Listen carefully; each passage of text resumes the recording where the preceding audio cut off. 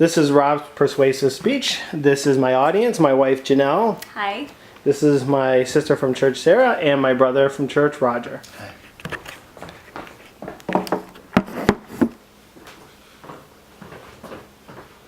Okay, everyone, thank you very much for coming. My speech tonight will be on marriage, divorce, and cohabitation and their effects upon society. Relevance to your life. This is relevant to anyone that lives in society because marriage is a fundamental bedrock of society. Without it, there is no society. Also because marriage, the institution of marriage, is under attack in America. My credibility comes from my 15 years of marriage. Also comes from my near divorce experience and my research on this topic. My purpose is to persuade my audience to understand the importance of the biblical definition of marriage, the institution of marriage, and to be able to defend it and want to defend it. Also to understand the damage that divorce and cohabitation are having in society. Preview, I'll use 3 points to cover tonight. The first will be what is marriage, what's its foundation. Secondly will be divorce, its causes, its rates, and its effects upon society. Third will be cohabitation, its cause, effects, and its rates in society. Thesis statement: marriage is between one man and one woman. For life is designated and designed and purposed by God, and it's foundational to society. Therefore, biblical marriage must be defended. That is the thesis, that is the purpose of this speech. We see the beginning of marriage in Genesis 2:22 through 24, and there God develops the theme of marriage between one man and one woman. He creates Adam, then he creates Eve, joins the two together for life. That is also the implication for future generations. Jesus would go to confirm that beginning of marriage in Mark chapter 10. There's an interesting quote from Sebastian Descent. He gives several reasons why he thinks God had the institution of marriage to begin with. And some of these are very good reasons. One is partnership. The other is protection, providence, procreation, purity, pleasure, performance, and parents. And I think we can all agree that those are necessary aspects of marriage. What has divorce done to the biblical institution of marriage?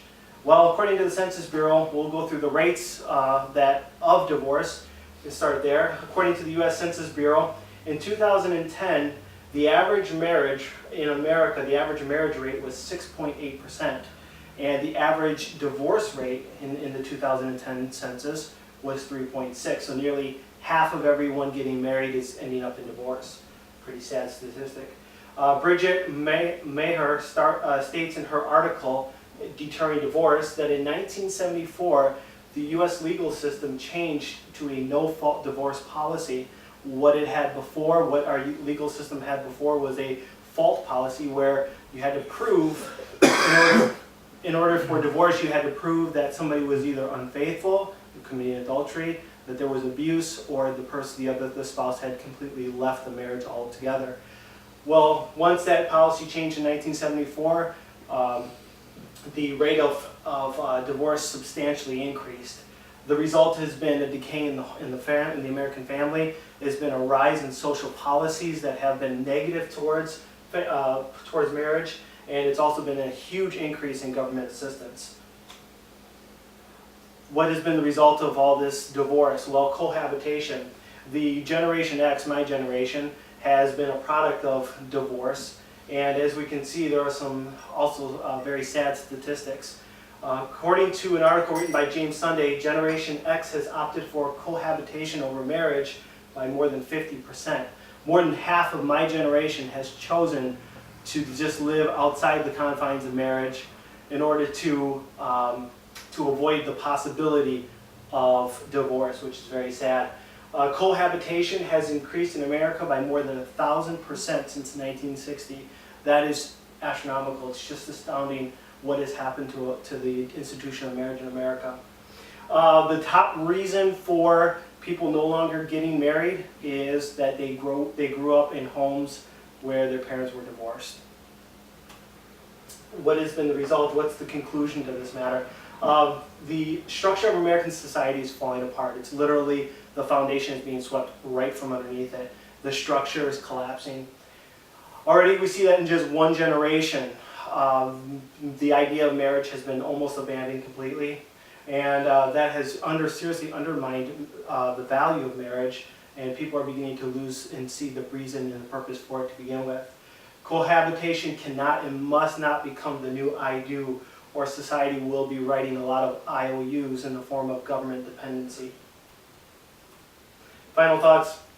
We must remember that God created male and female intimate relationships, and therefore it is only His design and His purpose for those relationships that will be followed, that will successfully produce a healthy society.